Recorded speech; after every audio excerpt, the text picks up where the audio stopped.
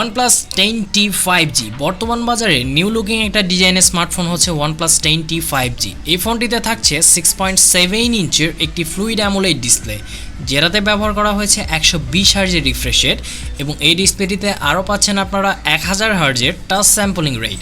সাথে আছে Qualcomm Snapdragon 8+ Gen 1 processor, যেটার পারফরমেন্স ছিল খুবই ভালো। ক্যামেরা সেকশনে পাচ্ছেন 50 মেগাপিক্সেলের মেইন ক্যামেরা এবং 16 মেগাপিক্সেলের সেলফি ক্যামেরা।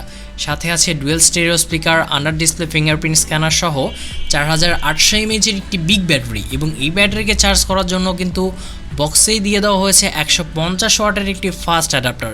আর এই চার্জারটি দিয়ে আপনারা আপনাদের ফোনকে মাত্র 19 মিনিটের ভেতরে ফুল চার্জ করে নিতে পারবেন। সো এই সব কিছু নেই কিন্তু OnePlus 10t। হ্যালো গাইজ, আসসালামু আলাইকুম, কেমন আছেন সবাই? আমি পিয়াস আছি আপনাদের সাথে টেকমগজের পক্ষ থেকে। সো হাজির হয়ে গেলাম আপনাদের সামনে নতুন আর একটা স্মার্টফোনকে নিয়ে। সো আজকে আমরা কথা বলবো OnePlus 10t নিয়ে। এই স্মার্টফোনটা কিছুদিন আগে লঞ্চ করা হয়েছে, আর এই স্মার্টফোনটা আপনারা পাবেন মোট 3টা ভেরিয়েন্টে। একটা হচ্ছে 8/128GB ভেরিয়েন্ট, যেটা হচ্ছে বেস ভেরিয়েন্ট। পরে যে ভেরিয়েন্টে আছে সেটা হচ্ছে 12/256GB এবং 16/256GB। নতুন কিন্তু একটি ভেরিয়েন্ট আনা হয়েছে OnePlus-এর পক্ষ থেকে, সেটা হচ্ছে 16/256GB। এই ফোনটির যে বেস ভেরিয়েন্ট, সেই ভেরিয়েন্টের প্রাইস হচ্ছে $649, যেটি ইন্ডিয়ান টাকায় কনভার্ট করলে প্রায় 50 বা 51 হাজার টাকার মতো আসে, এবং আমাদের বাংলাদেশি টাকায় প্রায় 60 বা 61 হাজার টাকার মতো আসে। সো এই ফোনটি বাংলাদেশে অ্যাভেলেবেল হয়ে যাবে কিছুদিনের মধ্যে, হয়তো বা আনঅফিসিয়ালি। সো এই প্রাইজে এই স্মার্টফোনটা আপনাদেরকে কী অফার করছে সে সবগুলো বিষয়ে কিন্তু আজকে আমরা কথা বলবো। এই স্মার্টফোনটার ভালো দিকও যেমন আছে, খারাপ দিকও কিন্তু অনেকগুলাই আছে। সবগুলো টপিকে আজকে আমরা কথা বলবো। সো চ্যানেলে যারা নতুন আছেন প্লিজ চ্যানেলটা একটু সাবস্ক্রাইব করে নেবেন। তো চলুন শুরু করি ভিডিওটি।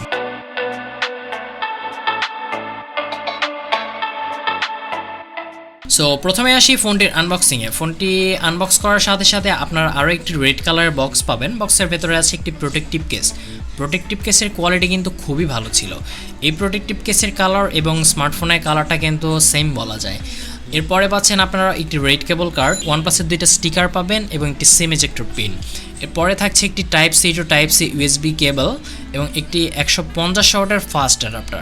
সো এইগুলাই ছিল বক্স কন্টেন্ট। বক্সের ভেতরে কিন্তু আর কিছু নেই। প্রথমে কথা বলবো ফোনটির ডিসপ্লে নিয়ে। এই ফোনটিতে ডিসপ্লে সেকশনে আপনারা পাচ্ছেন 6.7 ইঞ্চের একটি ফুল HD+ ফ্লুইড অ্যামোলেড ডিসপ্লে, এবং এই ডিসপ্লেটিতে রিফ্রেশ রেট হিসেবে ব্যবহার করা হয়েছে 120 হার্জের রিফ্রেশ রেট। এই ফোনটির ডিসপ্লে সেকশনে আরও পাচ্ছেন আপনারা 1000 হার্জের টাচ স্যাম্পলিং রেট। সাথে আছে 1 বিলিয়ন কালার এবং HDR10+। আর এই ডিসপ্লেটির রেজুলেশন হিসেবে পাচ্ছেন হচ্ছে 1080x2412 পিক্সেল। সো ডিসপ্লেটির কোয়ালিটি কিন্তু খুবই ভালো ছিল। ডিসপ্লেটির চিন এবং ব্যাজারের পরিমাণটাও কিন্তু ছিল খুবই ভালো। ওপরে সেন্টারে এই মিডিলে একটি পাঞ্চল ক্যামেরা ব্যবহার করা হয়েছে, যেটির সাইজও কিন্তু ছিল খুবই ছোট।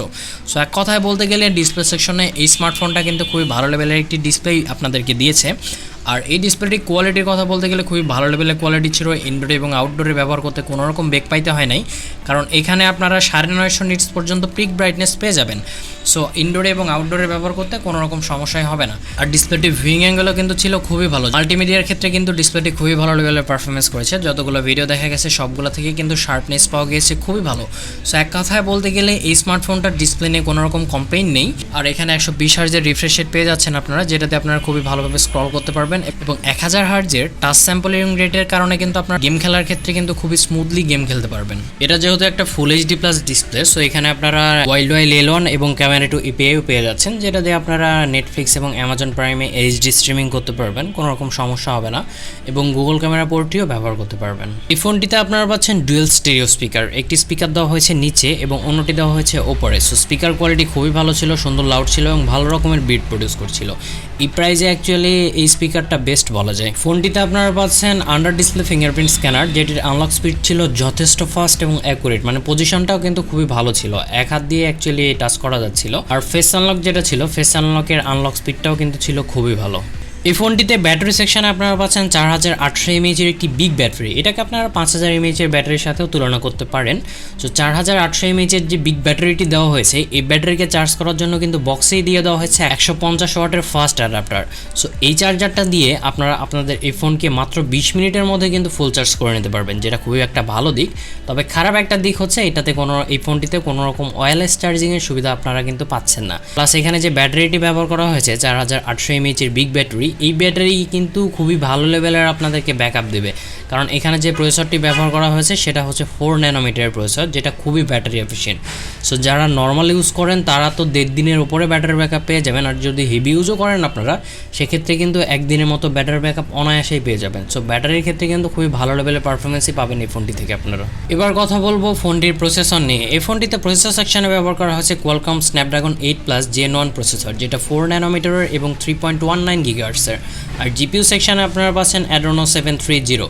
সো প্রসেসরের ক্ষেত্রে কিন্তু খুবই হাই লেভেলের একটা প্রসেসর ব্যবহার করা হয়েছে এই ফোনটিতে। অ্যাকচুয়ালি এই প্রসেসরটা নতুন একটা প্রসেসর, কিন্তু এর পারফরমেন্স ছিল খুবই ভালো। যতগুলো গেম আছে আপনারা খুব স্মুথলি খেলতে পারবেন, কোনো রকম সমস্যা হবে না, একদম মাখন টাইপের বলা যায়। এর আগে আমরা নেক্সট যে ভিডিওটা আপলোড করেছি সেটা ছিল হচ্ছে 12S ultra, Xiaomi 12S ultra, ওইটাতেও কিন্তু সেম প্রসেসরই ব্যবহার করা হয়েছিল। সো দুইটার ক্ষেত্রে কিছুটা ডিফারেন্স আছে, আমরা অ্যান্ড্রয়েড স্কোরের ক্ষেত্রে কিছুটা ডিফারেন্স দেখতে পেয়েছি। যেমন ওইটাতে কিন্তু আমরা 10,55,000 মতো অ্যান্ড্রয়েড স্কোর পেয়েছি, তবে এটাতে 10,32,000 মতো, তবে 10 লাখ ছিল অ্যান্ড্রয়েড স্কোরটা। সো যেটা খুবই একটা ভালো দিক। আর সবগুলো গেমই কিন্তু এই ফোনটিতে আপনারা খুবই স্মুথলি খেলতে পারবেন, হিটিং ইস্যু তেমন একটা ছিল না। সো প্রসেসরের কথা বলতে গেলে কিন্তু এই ফোনটা কিন্তু ভালো লেভেলের প্রসেসরই আপনাদেরকে দিচ্ছে এই প্রাইসে। আর এই ফোনটিতে আপনারা 3D কুলিং সিস্টেমও পেয়ে যাচ্ছেন। সো অনেকক্ষণ গেম খেলার পরেও কিন্তু যদি ফোনটা গরমও হয়ে যায় সেক্ষেত্রে কিন্তু খুব তাড়াতাড়ি ফোনটা কিন্তু ঠান্ডা হয়ে যাবে। সো এটা নিয়ে কোনো রকম টেনশন করার দরকার নেই। ফোনটিতে আউট অফ দ্য বক্সে আপনারা পেয়ে যাচ্ছেন Android 12 এবং সাথে আছে OxygenOS 12.1। সো OxygenOS 12.1 নিয়ে তো আলাদাভাবে কিছু বলার নাই, এটা খুবই স্টেবল একটা UI. So app opening closing থেকে শুরু করে day to day heavy use, normal ইউজে কোনো রকম ল্যাগিংয়ের দেখা কিন্তু দেখতে পাবেন না, প্লাস ইন্টারেস্টিং অনেকগুলো ফিচার দেখতে পাবেন OxygenOS-এ। সো এক কথায় বলতে গেলে OxygenOS-এর পারফরমেন্স কিন্তু ছিল খুবই ভালো। আর এই ফোনটিতে কিন্তু আপনারা 360 অ্যান্টেনা লাইনও পেয়ে যাচ্ছেন। এটার কারণে কি হবে, আপনাদের যখন গেম খেলার ক্ষেত্রে আপনার ফোনটা মানে সাইড করে নিয়ে খেলবেন তখন কিন্তু আপনাদের ফোনের নেটওয়ার্কের কোনো সমস্যা হবে না 360 অ্যান্টেনার কারণে। আর এই ফোনটিতে কিন্তু আপনারা 360 অ্যান্টেনাটা পেয়ে যাচ্ছেন। আর OnePlus যেটা ক্লেম করছে যে তারা 3 ইয়ার্সের অ্যান্ড্রয়েড আপডেট দিবে এবং 4 ইয়ার্সের সিকিউরিটি আপডেট দিয়ে দিবে এই ফোনটিতে। কানেক্টিভিটি সেকশনের কথা বলতে গেলে এখানে আপনারা ডুয়েল 5G পাচ্ছেন, আর 5Gতে কিন্তু 11টা 5G ব্যান্ড পাচ্ছেন, অনেকগুলো 5G ব্যান্ডই দেওয়া হয়েছে। ডুয়েল 4G ভোল্ট পাচ্ছেন, ওয়াইফাই কলিং পাচ্ছেন, ওয়াইফাই 6 পাচ্ছেন, 6E কিন্তু পাচ্ছেন না। এখানে কিন্তু আবার ব্লুটুথ 5.3 পাচ্ছেন আপনারা, NFC পাচ্ছেন, কোনো রকম FM রেডিও নাই, নোটিফিকেশন লাইট নাই, প্লাস এইখানে কোনো রকম 3.5 মিলিমিটার হেডফোন জ্যাকও কিন্তু আপনারা পাচ্ছেন না। ফোনটার লুকস এবং ডিজাইনের কথা বলতে গেলে ফোনটা কিন্তু মোটামুটি হেভি ফোন বলা যায়, কারণ এটা 200 গ্রামের উপরে ওজন, 204 গ্রাম ওজন, এবং এই ফোনটার থিকনেস হচ্ছে 8.8 মিলিমিটার। আমরা যদি কম্পেয়ার করি 10 প্রোর সাথে তাহলে দেখব যে ডিজাইনটা মোটামুটি সেম, জাস্ট কালারের ক্ষেত্রে কিছুটা শাইনি এটা, প্লাস ওইটার তুলনায় 10 প্রোর তুলনায় 10T কিন্তু কিছুটা ভারী এবং কিছুটা মোটাও। প্লাস এখানে 10Tতে ডিজাইনটা আমার কাছে পার্সোনালি খুব ভালো লাগছে। আর এইটার পেছনেও আপনারা কর্নিং গোরিলা গ্লাস 5-এর প্রোটেকশন পাচ্ছেন এবং সামনেও পাচ্ছেন কর্নিং গোরিলা গ্লাস 5-এর প্রোটেকশন, কিন্তু এটার যে ফ্রেমটা দেওয়া হয়েছে এটা হচ্ছে প্লাস্টিকের ফ্রেম, এটা একটা খারাপ দিক। প্লাস হচ্ছে ক্যামেরা লেআউট, যেটা ক্যামেরা লেআউট দুইটাই সেম, 10 প্রো এবং 10T দুইটাই সেম, এবং ক্যামেরার ক্ষেত্রে কোয়ালিটির ক্ষেত্রে কিন্তু কম বাড়া আছে। আর অন্যান্য দিকের কথা বলতে গেলে এই ফোনটা আপনারা মোট 2টা কালারে মার্কেটে অ্যাভেলেবেল পাবেন, একটা হচ্ছে মনস্টোন ব্ল্যাক কালার এবং একটা হচ্ছে জেড গ্রিন কালার। 2টা কালারই খুবই সুন্দর, আমার কাছে জেড গ্রিন কালারটা বেশি পার্সোনালি খুব ভালো লাগছে। আর ইনহ্যান্ড ফিলটা কিন্তু ছিল খুবই ভালো এই ফোনটার, হাতে নিয়ে অতটা বাল্কি ফিল হয় না, একটা প্রিমিয়ামনেস ফোনের মতোই ফিল হয়, যদিও এটা 60,000 টাকার উপরে ফোন, প্রিমিয়ামই বলা যায়। আর ফোনটির বাটন এবং পোর্টসের কথা বলতে গেলে ফোনটিতে নিচে পাচ্ছেন আপনার একটি সিম ট্রে, যেটি ছিল হচ্ছে ডুয়েল ন্যানো সিম ট্রে, মানে আপনারা জাস্ট 2টা ন্যানো সিম ব্যবহার করতে পারবেন, কোনো রকম মেমোরি কার্ড কিন্তু ব্যবহার করতে পারবেন না। এরপরে পাচ্ছেন একটা মেইন মাইক্রোফোন, এরপরে থাকছে টাইপ সি পোর্ট এবং একটি মেইন স্পিকার। ফোনটির লেফট সাইডে থাকছে volume up and down button, ফোনটির রাইট সাইডে শুধুমাত্র কিন্তু পাওয়ার বাটন আছে। আপনারা জানেন যে OnePlus-এ কিন্তু আলাদা একটা বাটন থাকে, সো এখানে কিন্তু এটা নাই। প্লাস ফোনটার ওপরে পাচ্ছেন একটি সেকেন্ডারি নয়েজ ক্যান্সেলেশন মাইক্রোফোন এবং একটি সেকেন্ড স্পিকার। ফোনটিতে ক্যামেরা সেকশনে ট্রিপল ক্যামেরা সেটআপ ব্যবহার করা হয়েছে রেয়ার সাইডে।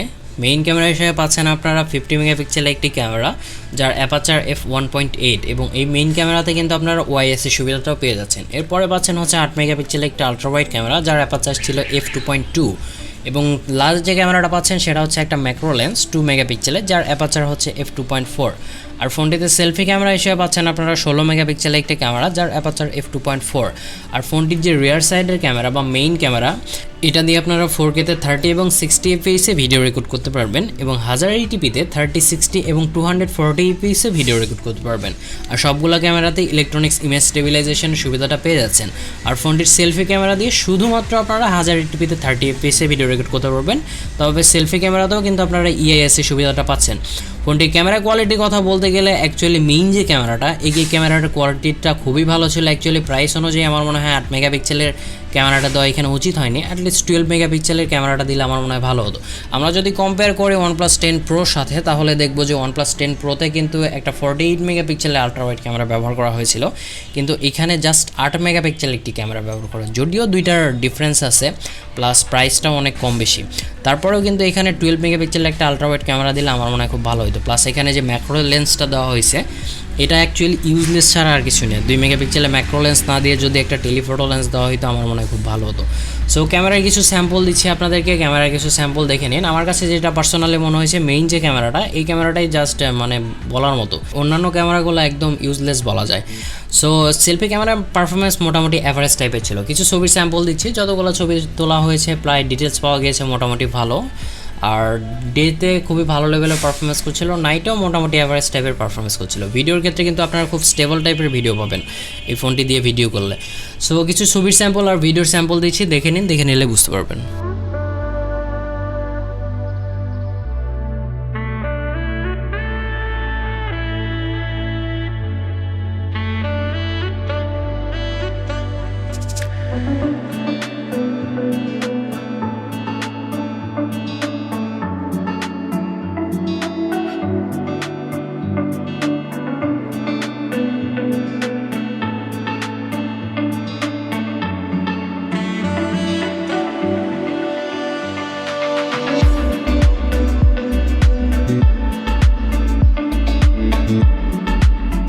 সো শেষ কথায় বলতে গেলে অ্যাকচুয়ালি ফোনটা কেমন, ফোনটার ভালো দিকের কথা বলতে গেলে কিন্তু অনেক দিকে আছে, আবার খারাপ দিকও কিন্তু অনেকগুলাই আছে। ভালো দিকের কথা বলতে গেলে যেমন এখানে প্রসেসরটা পাচ্ছেন খুবই ভালো লেভেলের প্রসেসর, লেটেস্ট একটা প্রসেসর, প্লাস ডিসপ্লেটা মোটামুটি ভালো দেওয়া হয়েছে, প্লাস ডিজাইনটা খুব সুন্দর, প্লাস এখানে আন্ডার ডিসপ্লে ফিঙ্গারপ্রিন্ট স্ক্যানার পাচ্ছেন, ডুয়েল স্টেরিও স্পিকার পাচ্ছেন, 150 ওয়াটের চার্জার পাচ্ছেন, প্লাস 4800 mAh এর বিগ ব্যাটারি পাচ্ছেন। সব দিক বিবেচনায় কিন্তু ভালো দিক এইগুলাই। আর খারাপ দিকের কথা বলতে গেলে এখানে কোনো রকম ওয়্যারলেস চার্জিংয়ের সুবিধাটা আপনারা পাচ্ছেন না। প্লাস এখানে যে ক্যামেরাটা ব্যবহার করা হয়েছে শুধুমাত্র মেইন ক্যামেরা ছাড়া অন্যান্য ক্যামেরার কোয়ালিটি কিন্তু অতটা ভালো ছিল না। প্লাস এখানে কোনো রকম 3.5 mm হেডফোন জ্যাক নাই, প্লাস কোনো রকম নোটিফিকেশান লাইট নাই, প্লাস আরও অনেক কিছুই নাই। সো প্লাস এখানে থিকনেসটা ফোনটার কিন্তু অনেক বেশি, প্লাস ওজনটাও কিন্তু অনেকটাই বেশি। প্লাস এখানে যে ফ্রেমটা ব্যবহার করা হয়েছে সেটা হচ্ছে একটা প্লাস্টিকের ফ্রেম। OnePlus-এর ফোনগুলোতে যেমন আপনারা অ্যালার্ট স্লাইডার একটা বাটন পান, এখানে কিন্তু ওই বাটনটাও নাই।